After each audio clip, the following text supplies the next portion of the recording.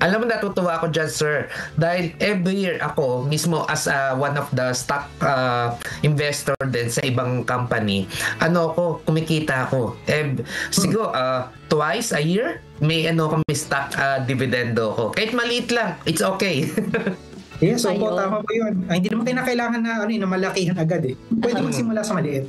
Ayun. Sir Mike, aside sa dividendo, ano po ba ang iba pang benepisyo ng stock market sa pagkakaroon ng pagiging passive income? Okay. So, siguro merong tatlo na benefit na naiisip ko right now. No? Una, capital appreciation. Yun yung pagtaas ng presyo na sabi ko kanina. Kasi yung mga binili nating shares ng company sa stocks, lumalaki kasi ang value nito over time, no? So yun yung una. Pangalawa, yung mga dividendo kasi pwede mo siya lang i-reinvest. So parang pinapaikot mo yung nakukuha mong dividendo, so bibili mo ulit siya, pwedeng kaparehas na company or pwedeng iba naman. And then sa akin yung isa to sa mga target ko talaga bumuo ng retirement fund.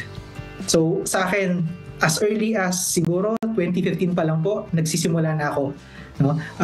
Nag-build talaga ako ng high dividend portfolio ko para in the long run, kapag let's say mga nasa retirement age na tayo, meron tayong mapagkukunan. No? And swak na swak ito sa dividend investing.